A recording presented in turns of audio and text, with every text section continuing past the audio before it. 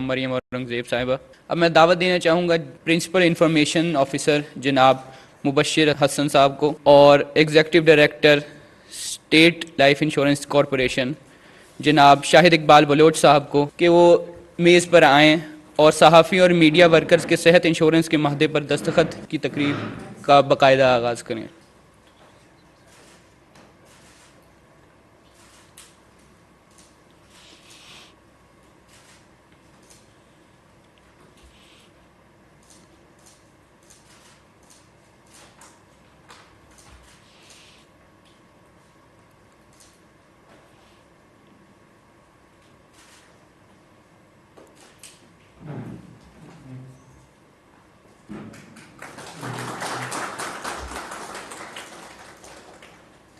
اب میں دعوت دوں گا محترمہ Samina Farzeen director general directorate of electronic media and publications اور محمد اشر صاحب کو divisional director state life insurance corporation کہ وہ فنکاروں اور تکنیکی معاونین کے ہیلتھ انشورنس معاہدے پر دستخط کرنے کے لیے تشریف لائیں۔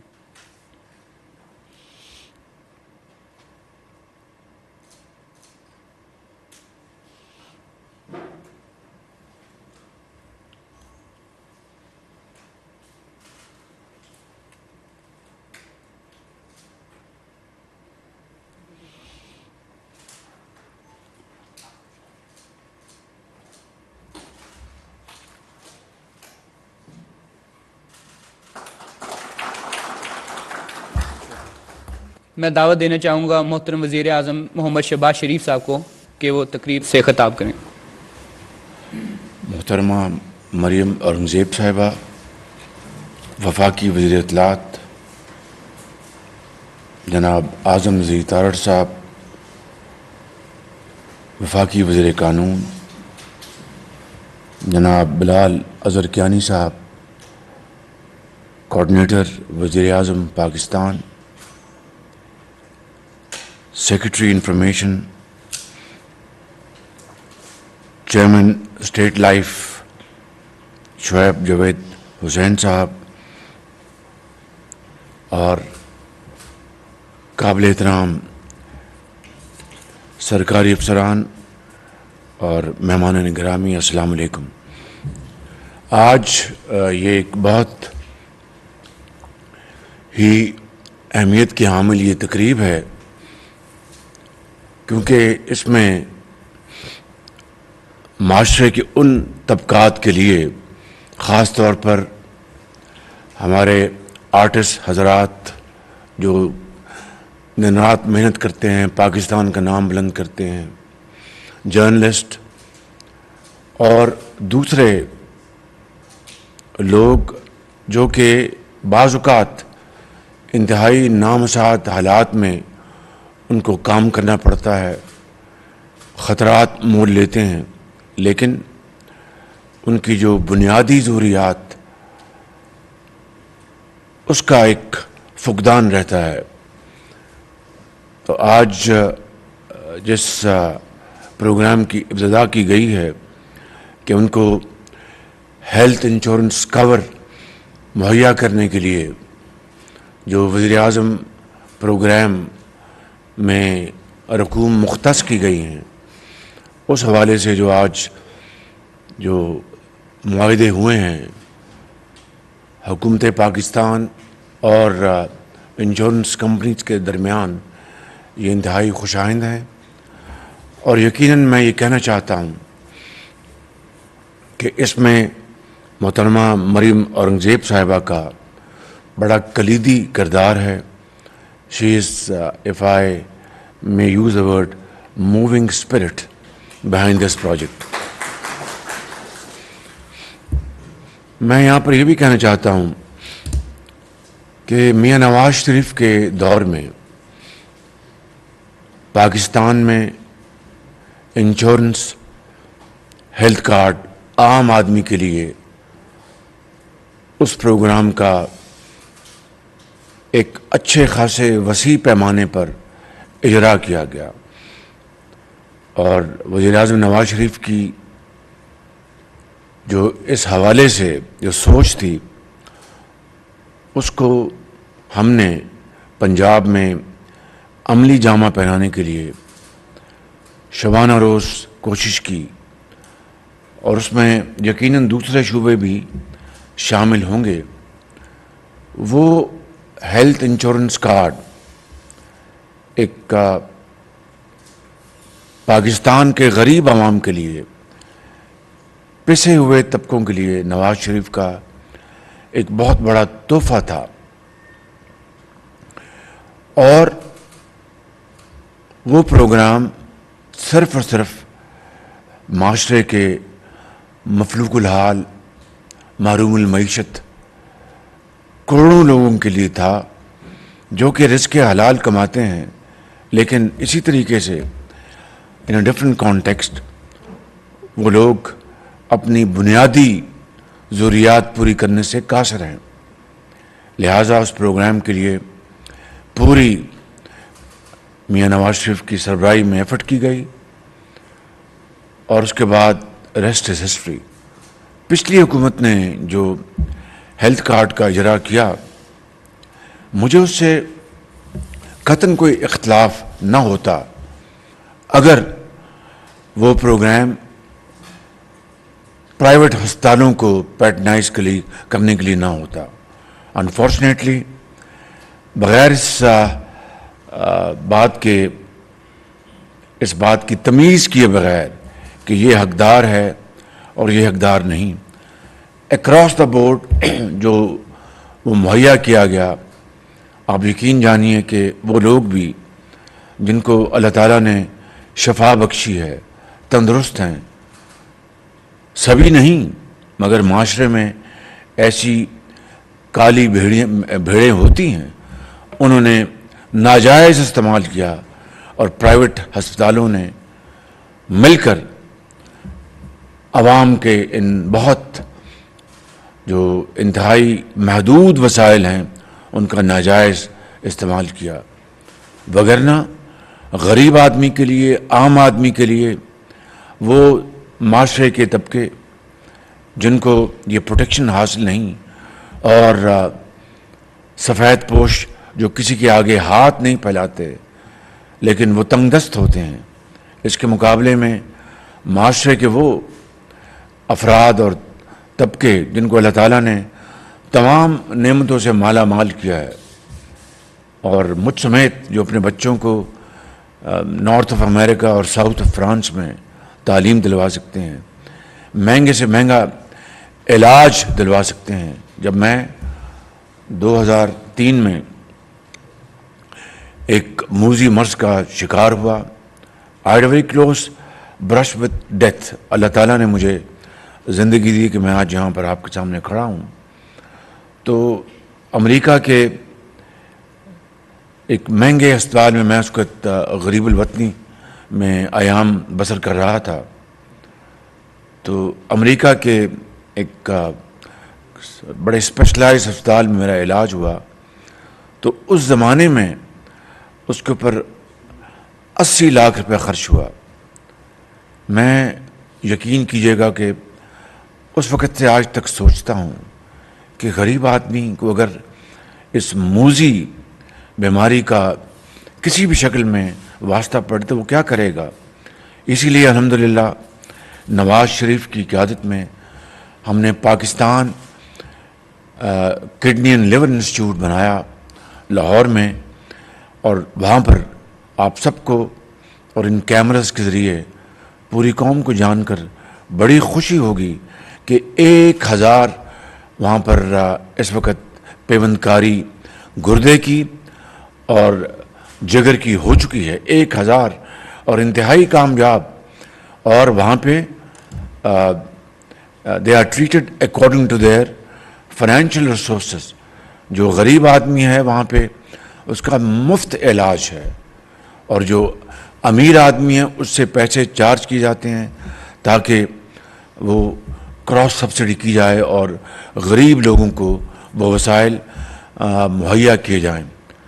خدا کا شکر ہے کہ آئی ایم ایف نے اس کے اوپر اعتراض نہیں کیا، اور یہ کراس سبسڈی کا پروگرام PKLI میں جاری ہے. Well this is I am saying in a lighter vein. تو میں کہہ یہ رہا تھا کہ یہ ہے وہ خدمت خلق اور انسانیت کی خدمت کا تقاضا. اسی طریقے سے اور پھر جو PKLI کا حشر ہوا وہ دنیا جانتی ہے. میں آپ کا وقت اس وقت ضائع نہیں کرنا چاہتا. پھر اسی طریقے سے نواز شریف صاحب کی سربراہی میں پنجاب میں غریب عوام کو مفت ادویات مہیا کرنے کے لیے, اور دوائی وہ جو وزیر اعظم کا بیٹا بھی وہ کھاتا ہو, صدر پاکستان کا, گورنرز کا, MNAs MPs کے بیٹے, اور یتیم اور غریب اور ایک تانگہ بان کا بیٹا اور بیٹی. یہ ہے وہ مساوات جس کے لیے پاکستان مارز وجود میں آیا تھا. یہ ہے وہ مساوات جو ہنوز غریب آدمی سے کوسوں میل دور ہے. اور ہم نے اس پروگرام کو پنجاب میں لانچ کیا, نہ صرف آؤٹ ڈور ایمرجنسی بلکہ بعض کیسز میں انڈور بھی یہ ادویات مفت مہیا کی جاتی رہیں اربوں روپے کی لاگت سے. اور ادویات کا جو جعلی پن تھا اس کا بھی مکمل طور پر 2016 میں خاتمہ کر دیا گیا, اس حوالے سے کہ برطانیہ کی ایک بڑی مشہور ایک کمپنی کے ساتھ ہم نے ایگریمنٹ کیا اور انہوں نے پورے پنجاب میں state of the art labs بنائیں جو آج پنجاب میں بہترین خدمات انجام دے رہی ہیں. ٹیسٹنگ لیب ہیں, یہ اٹک میں ہے, چکوال میں ہے, جیلم میں ہے, بھاولپور میں ہے, اور جگہوں پر ہے. اور وہاں پر غریب پہلے 10 روپے تھا اس کا فیس, اس کو بھی ہم نے ختم کر دیا. لیکن جب ایک حکومت آئی اس نے ہر چیز ملیا میٹ کر دی اور ان چیزوں کو بالکل ان کا گلا دبا دیا گیا. اسی طریقے سے پورے پنجاب میں ہر ضلع میں ہم نے تمام جو DHQ ہاسپٹلس تھے ان کی نہ صرف رینوویشن کی بلکہ میں آج کی اس تقریب کے حوالے سے جو بات بتانا چاہتا ہوں کہ غریب آدمی کے لیے چاہے وہ لیا کا ہے یا بکر کا ہے, دیکھیے ان کو اگر لیا اور بکر کے لوگوں کو جانا پڑے ڈیرہ غازی خان, ملتان آنا پڑے, اور سرگودا کے لوگوں کو لاہور آنا پڑے, اور اٹک چکوال کے لوگوں کو راولپنڈی آنا پڑے, تو یہ کہاں کی سوشل ویلفیئر سسٹم ہے, یہ کہاں کا نظام ہے؟ اٹک اور چکوال کے لوگ جو امیر ہیں وہ تو لاہور شہر جا سکتے ہیں یا راولپنڈی آ سکتے ہیں, ہر آدمی تو نہیں آ سکتا. اس کو تو بیچارے کو اپنا بس لیتے ہوئے اس کی پونجی جو ہے اس کے اوپر کرائے کے اوپر صرف ہو جاتی ہے. تو ہم نے ہر ضلع میں CT اسکین ہم نے مشینیں وہاں پر انسٹال کروائیں پورے پنجاب میں. اور this was a very novel program کہ گورنمنٹ آف پنجاب نے پیسے ان ہسپتالوں کو نہیں دیے.